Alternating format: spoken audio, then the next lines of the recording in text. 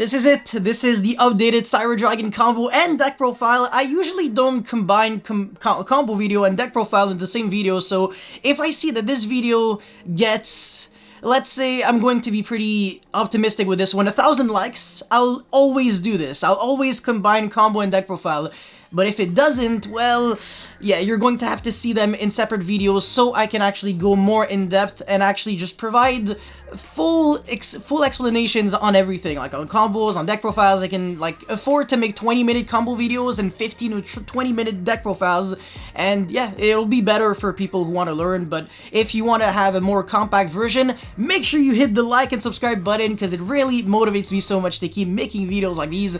And what is new with the CyberDark deck? What actually made it so all of a sudden the combos are tier 1 level? They really are. I'm not saying that the deck itself is tier 1 level, that's a completely different thing. I think the deck is a very solid rogue-ish strategy depending on the level of play that you are into. For example, in a YCS or in a Nats or in a Worlds, this deck is definitely not on the rogue level. Altergeist and stuff like that are much better than this.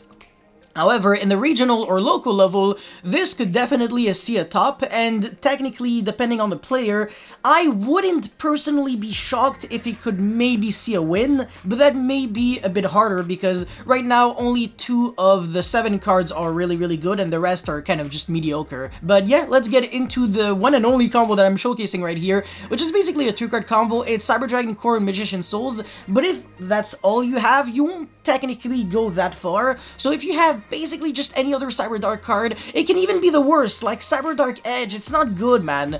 Just with these cards and a bunch of useless cards, I mean, D-Shifter that I'm obviously not trying to use because I'm going first. I'm also going to show you that D-Shifter is a pretty good card because it's not only the send target with Magician Souls, but also it's a hand trap that can potentially make your opponent skip turn. So I just felt like playing a card like D-Shifter over Apprentice Illusion Magician made so much more sense. And also, if you draw the card, there's something that you can do with it, don't worry. But anyways, now I'm gonna go a normal summon Core, and search that continuous spell CyberDark World is gigantic. So on activation, it searches a CyberDark monster from your deck to your hand, and then you can immediately normal summon a CyberDark monster right after. And you're going to see why this is so good, because you would be tempted to search the CyberDark cannon here, but why do that since we already have a CyberDark monster? The important thing here is sending the claw from the hand to the graveyard, but even if we don't get the search with the claw, it's not too bad, because when we normal summon that edge, it's still going to recycle back. But obviously, since we were able to successfully get the search off of claw, we should actually fetch the Inferno, and you're going to see why this is so important. It's going to be able to allow us to do all those nasty plays. Anyways, at this point, you get the extra normal summon of CyberDark World. This is pretty reminiscent to True Draco Heritage and Disciples of the True Draco Phoenix. So yeah, you're going to normal summon, equip. This is so sick, man. Also, it's not once per turn, so if you can get multiple normal summons in one turn, you can just keep triggering your effects again, like over and over and over. And obviously, Magician Souls in CyberDark, absolute insanity, and especially since CyberDark World is a continuous spell and not just a random normal spell card that just gives you that effect. So it's even more synergy for Magician Souls, which is all more welcome, and now you're drawing 2 cards and you're recycling back a CyberDark monster from your graveyard to your hand, and we actually draw the cannon, which isn't good, but it's not the end of the world. I mean, I really wanted to show a hand that could be realistic without drawing the best possible hand, because if I was really showing the best possible hand, I would be doing so much more than that. Don't worry. Anyways, now I'm going to get the extra normal summon, but it doesn't have to be necessarily the monster that you bounce back. So it's going to be a dragon monster, because now we can make Link Rebo, and obviously you already know it, we're going to make the LP here, and now the Protector Whelp, which is the only Link 2 dragon monster that can be just summoned generically, because LP locks us under dragon monsters only, and at this point, it has an effect on special summon where it can send Dragon Buster Destruction Sword from your deck to the graveyard. It's actually on Link Summon, but who cares? And obviously, you're going to be having access to this card really soon. The LP is going to summon a card that, oh, well, you look at this. It already accessed the Dragon Buster Destruction Sword, but don't worry, we're not really going to end our combo right here. So we're going to equip the LP with it just in case we get like ogred or something, but at this point our opponent would have just ogred the LP, and we're just going to summon that Dragon Buster Destruction Sword, make a Pisty with DMZ Dragon. Where are we going to summon the Pisty? If we summon it here, our zones are locked. So we have to summon it here so we can keep special summoning it, because it obviously doesn't have to be to the zone Pisty points to. It just has to be to the zone where 2 Link monsters commonly points to. That's it, that's all. And we're going to get back that DMZ Dragon. Obviously, we have 5 monsters on the field, we still have DMZ Dragon. We could either go for Romulus plays with like Hieratic Seal and stuff like that, but I didn't really want to play a lot of weird cards like Dragon's Ravine and stuff, so I'm only keeping it to DMZ Dragon and Dragon Buster Destruction Sword for the quote-unquote weird cards, even though you can argue that DMZ Dragon is a completely normal card, and you would play it in CyberDark anyways, because it has pretty much the exact same effects as your CyberDark monsters, ironically. So it's a pretty good card. Anyways, we're gonna make the Scaldied here, draw 4, and then return back 3. And this is where even if you draw Dimension Shifter, it's not the end of the world. You can just put it back to the bottom of your deck, make sure that all those bad cards, like the Edge that doesn't do anything, they can just go back to the bottom. And that's it. We make sure that we keep the really good cards in our hand, and then we're going to equip the Scaldied with a Dragon Buster Destruction Sword, set multiple cards, and look at that massive card advantage. This is huge. This is a lot of just sheer advantage that you're generating on the field. You have a Dragon Buster Destruction Sword, 3 like misc cards that could be pretty much anything. Could be hand traps, could be traps, and we still have 3 cards in the hand. So it literally just feels like this was for free. It's absolutely crazy. And yeah, at this point our opponent, whatever, let's just say he passes because the majority of the decks won't be able to do too much. This isn't like a combo-oriented deck, so if your opponent has Tactic Talons, Dark Ruler, and stuff like that, it's not really helping the cause. The Dragon Buster Destruction Sword is the annoying thing, and you have just so many layers of interruption that even if their deck doesn't lose the Dragon Buster Destruction Sword, you're still pretty much chilling. And also, this deck plays 9 freaking hand traps, so you should be fine. And also, in main deck, Super Poly, because Super Poly is searchable in the deck, and you're going to see why soon enough. Alright, at this point, we're going to go Claw to Surge the CyberDark World. This is just an example of how you can OTK as your follow-up, but it's not something that necessarily changes everything. Anyways, Dragon Buster Destruction Sword summon, and then, yeah, CyberDark World, you know, CyberDark, Chainlink 1 Edge, Chainlink 2 Scaldied, because this is a mandatory effect, and this is also a mandatory effect, so you can actually order the Chainlink anywhere, anyhow you want. Anyways, now we're sending the second D-Shifter, the second and final one, and we're gonna go Magician Soul, send 2, draw 2, and then recycle back. Oh my god, just look at that card advantage. We're never negging. This deck is so good for a resource deck. It's crazy. And now CyberDark Cannon is going to search the CyberDark Horn. Now the reason why I play Horn is because if I have CyberDark World on the field, well, I mean in my hand, whatever, and I activate it, and I already have CyberDark Edge in my graveyard, and then CyberDark Cannon and CyberDark Claw, I won't be able to search for anything, so I really wanted to have like another name, because CyberDark World only searches for CyberDark monsters that aren't featured in your graveyard. So that's something, definitely something that you have to keep in mind. Anyways, this is, by the way, is just a meme. The Recital Starling is definitely not played in the deck. I just wanted to show you how ridiculous the card advantage is easy to gather. It's almost as if I'm playing Spirals, but not really, obviously, because I'm not really making big boards with negates and, I don't know, Sleeper and stuff. But I'm generating advantage quickly, because this is a control deck that has combos. It's not a combo deck. Don't go thinking that this is a combo deck, because if you don't draw Magician Souls, you're not doing all of that. You're just controlling the game. However, if you do draw Magician Souls, the beauty of all this is that you're going to have kind of an opportunity to cheat it out and do more than you were supposed to do in the first place. Anyways, so at this point, remember that the CyberDark World was the reason why Edge was normal summon, so it was our additional normal summon, quote-unquote, and this is going to be a real normal summon, and we're going to equip back the CyberDark Cannon. It's going to jump to 2700 attack, that's pretty strong, and now the Inferno kind of switcheroo, where you bounce it back and then normal summoning it again, and then equip back the CyberDark Claw, and this is going to be such an adorable mechanic. I don't think it's the most necessary thing in the world, but just look at this. When you have Cannon and Claw equipped to 2 different CyberDark monsters, if you attack with the one that has Cannon first, well, first of all, you can foolish something from your deck to the grave, and one good card that could actually be foolish to the grave would be Cyber Dragon Core, because when you have no monsters and your opponent controls some, you can banish it to special summon any Cyber Dragon monster from your deck,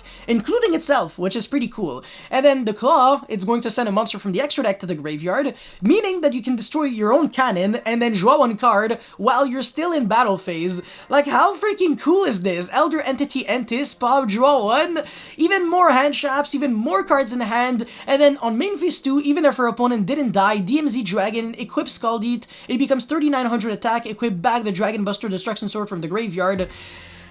How are you losing the game with 5 back row, 6 cards in hand, and our opponent takes like 10,000 damage every single turn? I'm pretty sure this is really good in everyone's book, so I really like CYBERDARK. I definitely do believe that this is a tier 1 combo, just not a tier 1 deck. Like I said, there's a huge difference, so don't go thinking that I'm claiming that this is a tier 1 deck, because I don't believe it is.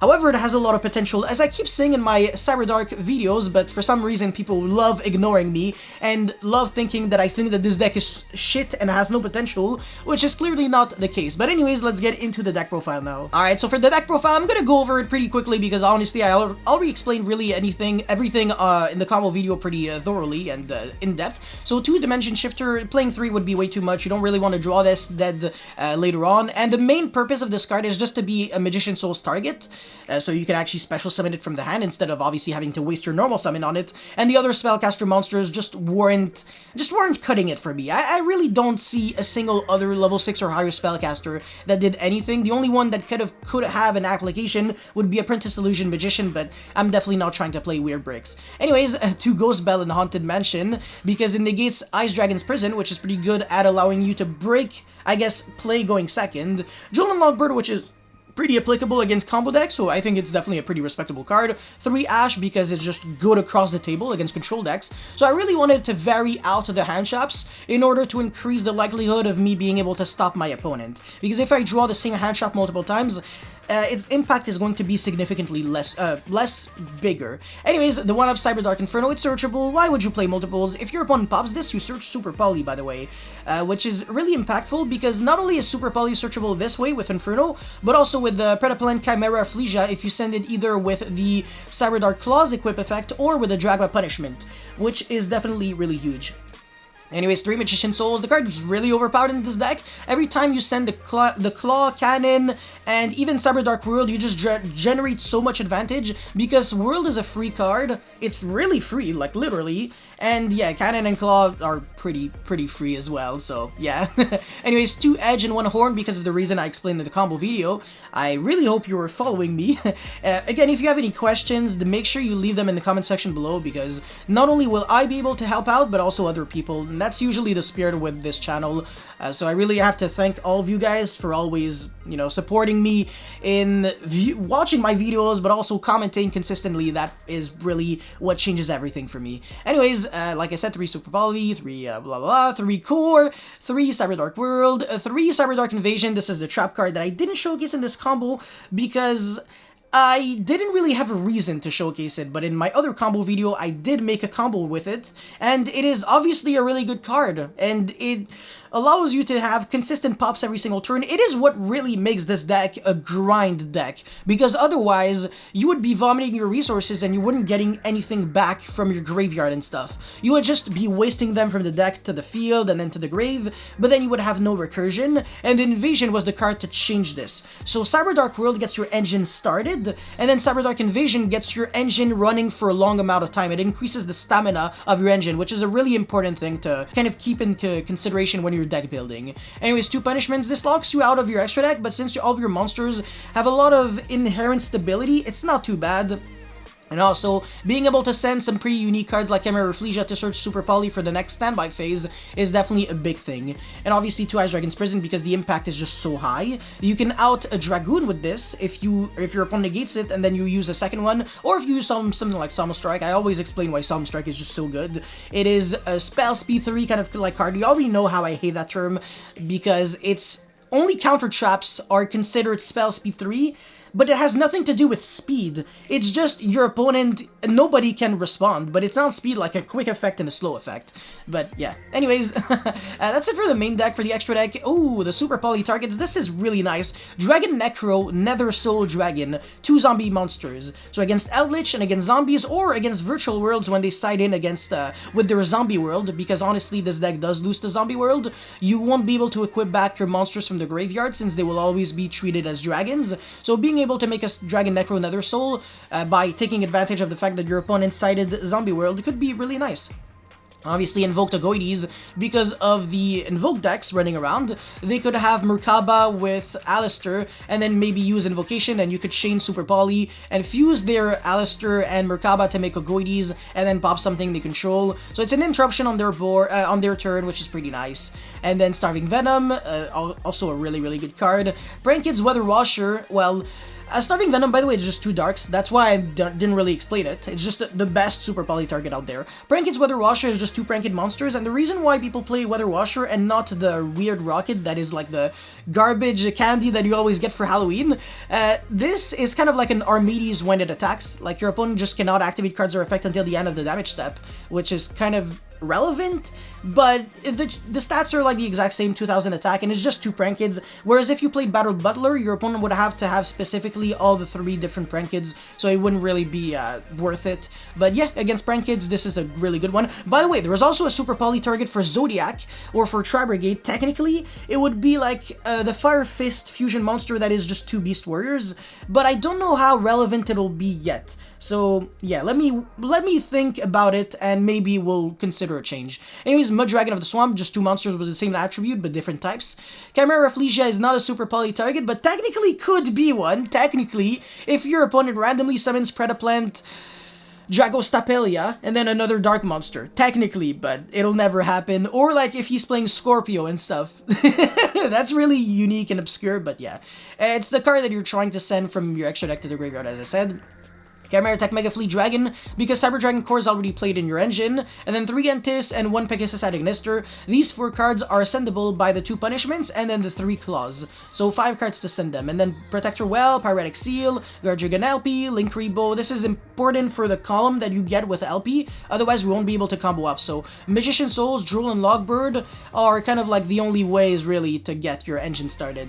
And yeah, for the idea section, and I guess side deck options, you could side deck DMZ Dragon Buster, Destruction Sword, Noctovision, so you can actually play around Twin Twister and Cosmic Cyclone on game 2 and 3, because it has an effect to banish itself from the graveyard to negate the activation of a card or effect that would target face down cards you control. And also, if it is used as a link summon, you can draw 1 card, and when you summon a Dark Dragon monster, you can special summon it from the hand, so it's a really good card. And then obviously more copies of Hand Traps, and Needle Fiber, because you do play some Hand Traps, which could be your normal summon, and then the CyberDark World would be giving you that extra normal summon in order to get 2 monsters on the field for a link 2. Relinquished Anima, but I don't like the fact that it gives a zone to your opponent and not you, otherwise obviously I would be playing it. Deco Talker Heat Soul doesn't exist at the moment, so let's just not talk about it too much. But in my previous combo video, I did showcase how you could actually use this card really well and draw 5 cards on turn 1 with just pretty much almost... It almost felt like any hand that had Magician Souls, really. Anyways, Security Dragon, Saddleman, Greed Elmirage, Forbidden Droplet, Chimera Tech Fortress, in case you want to play a second Chimera Tech monster. There can only be 1, Punishment, Summon Limit, and Solemn Strike again, and Solemn Judgment, and just other floodgates in general. So that's really all I had to show you guys for this beautiful CyberDark combo video and deck profile. I really hope you guys were able to enjoy and learn a thing or two, and if you did, make sure you leave a like, a comment, and a subscribe. Would help me out so much. Keep making videos like these, and I will see you next time. Peace.